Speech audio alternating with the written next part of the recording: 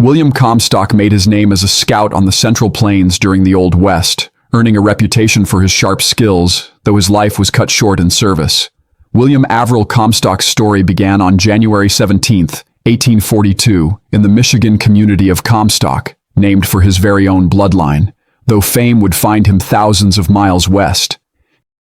His father, Horace Hawkins Comstock, was a well-known lawyer, and the first man elected to the state senate from Kalamazoo County back in 1835. His mother, Sarah Cooper Comstock, traced her roots to New York and was the niece of famed author James Fenimore Cooper. When William was only 4 years old, tragedy struck with his mother's death. His father remarried 3 times after, and while William spent his early years in his father's household, he later found a steadier home with his older sister Sabina in Wisconsin. Growing up with minimal schooling, young William Comstock found his imagination captured by the frontier adventures penned by his great-uncle, the renowned author James Fenimore Cooper.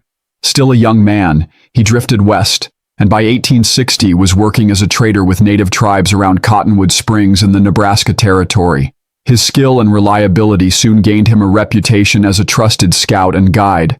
Fluent in various native languages, Comstock became the chief scout and interpreter at Fort Wallace in Kansas. Both General Phil Sheridan and General George Armstrong Custer held him in high regard, often relying on him in the field. Nationally, he became known as the Ace of Scouts.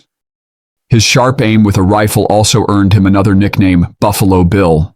No scout understood the land better than Comstock. He could trace every ridge, stream, and grove of timber for hundreds of miles in any direction. He recognized the clothing, habits, and ways of each tribe, and could speak the tongue of many. Due to his superstitious behavior, some of Comstock's friends referred to him as Medicine Bill. The Indians, however, gave him the same name for a different reason. He once cut off a man's finger in an attempt to save him from a rattlesnake bite. By autumn 1865, Comstock had taken up scouting duties with the Army at Fort Halleck in Wyoming Territory, though his stay proved brief.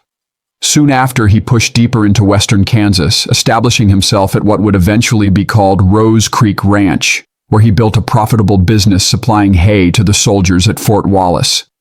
By 1866, he had risen to Chief of Scouts at Fort Wallace, the farthest western outpost on the Smoky Hill Trail in Kansas. Comstock's claim to the name Buffalo Bill eventually led to a showdown with William F. Cody near Monument, Kansas. A buffalo hunting match on horseback was organized, with $500 at stake and the right to the title on the line. Cody came out ahead, downing 69 buffalo to Comstock's 46, securing the name for himself. Many shared Custer's high regard for Comstock, and his skills were constantly sought after. In the spring of 1867, he rode with Custer's 7th U.S. Cavalry under Major General Winfield Scott Hancock, who was leading a campaign against hostile Cheyenne.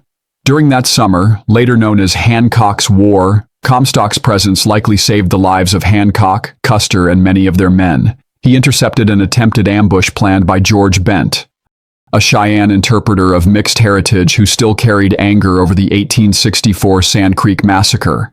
Thanks to Comstock's command of native languages and his deep understanding of tribal ways, the ambush was avoided. Comstock gained further recognition when he discovered the mutilated bodies of an 11-man detail under Lieutenant Lyman Kidder, who had gone missing in early July while delivering orders to Custer in the field. This event, later known as the Kidder Massacre, took place on July 2, 1867, near what is now Goodland, Kansas. The soldiers had fallen to an attack by Cheyenne Dog soldiers and Sioux warriors. William was often remembered as a quiet man with a steady nature, well-read, fearless yet modest, and always carrying himself as a true gentleman. Still, he wasn't a stranger to gun trouble.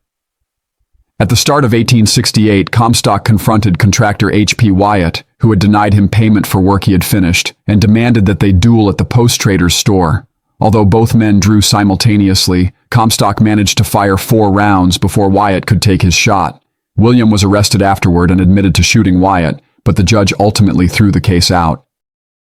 By the summer of 1868, native unrest flared up again. General Phil Sheridan, who had taken over command of the Department of the Missouri from Hancock, directed Lieutenant Frederick Beecher to put together a scouting party.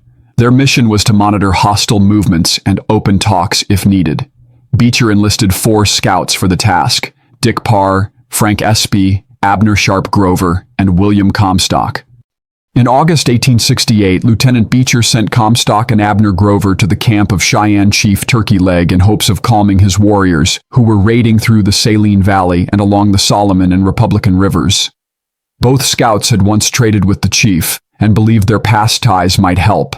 But when they rode into the village on August 16th, the atmosphere was uneasy. 2 days later, they were forced out.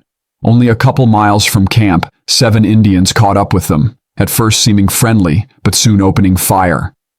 Grover was wounded, yet managed to escape, eventually reaching the railroad for help. Comstock wasn't so lucky. His body was later recovered and laid to rest in the old Fort Wallace Post Cemetery, though the exact spot has since been lost. He was only 26 years old. Some, however, believe that Comstock hadn't fallen to the Cheyenne at all, but was shot by his own companion, Abner Grover, who later took control of Comstock's lucrative Rose Creek Ranch. Grover himself met a violent end the following year, stabbed to death during a drunken saloon fight in 1869. The man who killed him faced no charges, claiming it was done in self-defense.